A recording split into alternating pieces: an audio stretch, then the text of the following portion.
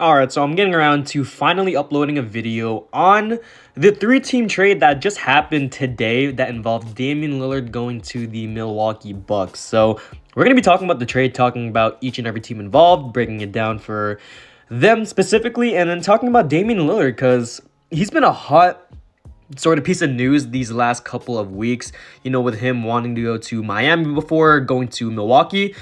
His preferred destination was with the Heat, and it didn't happen. So we'll talk about the Bucks, we'll talk about the Blazers, and we'll talk about the Suns, and who really won the trade, who lost the trade, and kind of just giving my thoughts on the trade overall. So let's get into it. So we'll first talk about the Blazers, because I think they really were the team that were to give Damian Lillard. I mean, they're the team that wanted, assets in return, and that's what they did. So they got Drew Holiday, they got DeAndre Ayton, they got Tumani Camara. I hope I'm pronouncing that right. They also got a first-round pick from the Milwaukee Bucks and 2 pick swaps. So I don't know how valuable that Milwaukee Bucks pick is going to be, because obviously Giannis and Dame. Giannis, I want to say he's around like 26, 27, so he's not really that old. And then Damian Lillard, he's around 33 years old, so yeah, we'll see how the Blazers really get what they deserve in this deal, because they are going to be looking to flip Drew Holiday, with Scoot Henderson, with Anthony Simons, with Shane Sharp on the team.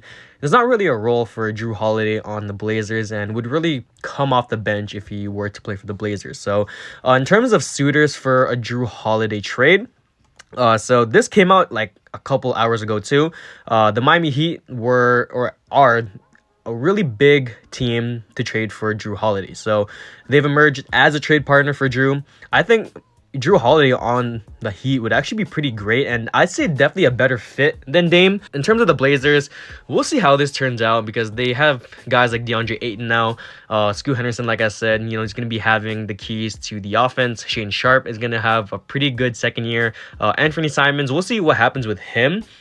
I'm guessing off the bench is probably the role for him moving forward, or they can run him at the 2 and then run Sharp at the 3, Jeremy Grant at the 4, and then Ayton at the 5, which honestly wouldn't be too bad of a lineup right there. So we'll see what happens. But yeah, I mean, in terms of for the Blazers, that's pretty much it.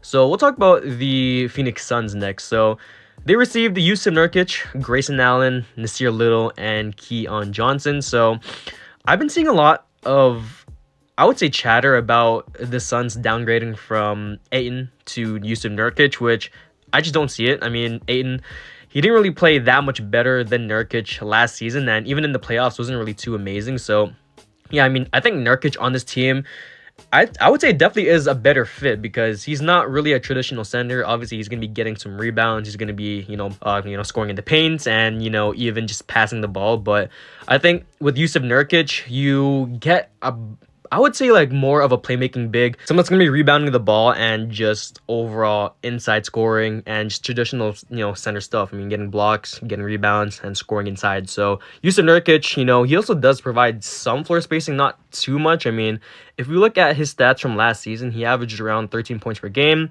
around 3 assists, and around 9 rebounds per game, so that's pretty good. Shot 36 from the field, or from 3, sorry, and he probably is taking like a couple threes per game. That's probably not too amazing.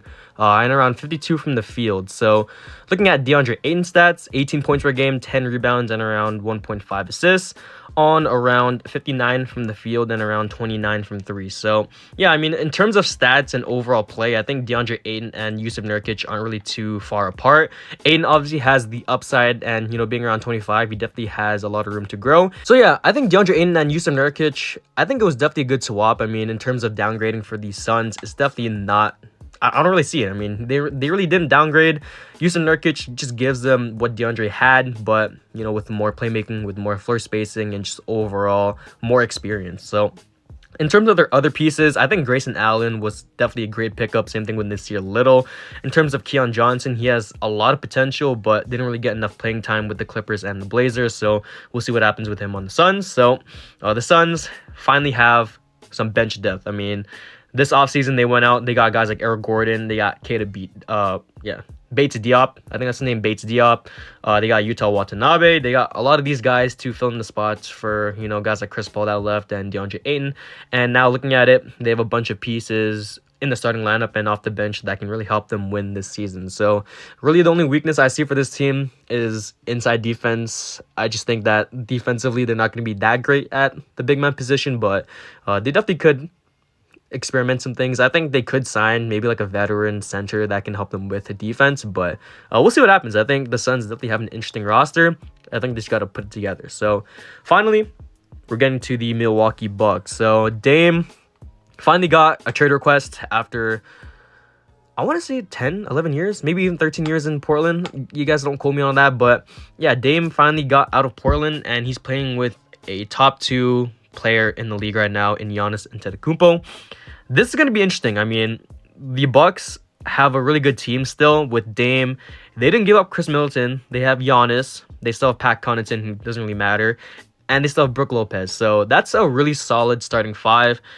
And then off the bench, you got like Bobby Portis, you got Ty Washington, you got like those type of players, but no one really outstanding outside of Bobby Portis. So I think the Bucks, really their biggest weakness is going to be just kind of getting that bench unit started. I mean, you could definitely stagger Dame and Giannis's minutes, which I feel like Coach Bud might do. I think it's definitely a good idea to kind of stagger, Dame and Giannis, have one of them on the floor always, and then have another with them off the bench. So we'll see what happens.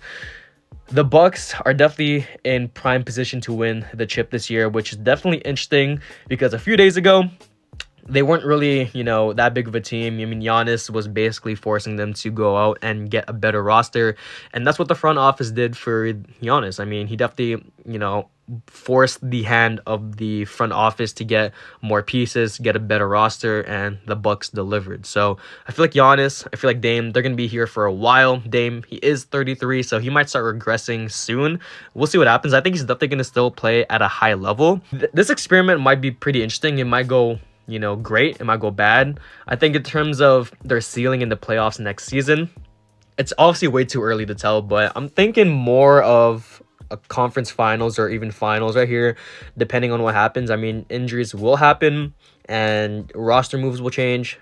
And I think with the Bucks and their bench depth, I think it's just not enough. I think it's not enough. I mean, conference finals is still like really good, but with no bench depth, with no, true point guard off the bench, we'll see what happens with this team. So you guys let me know what you guys think about the Portland Trailblazers trading Damian Lillard to the Milwaukee Bucks. I mean, it's definitely an interesting trade.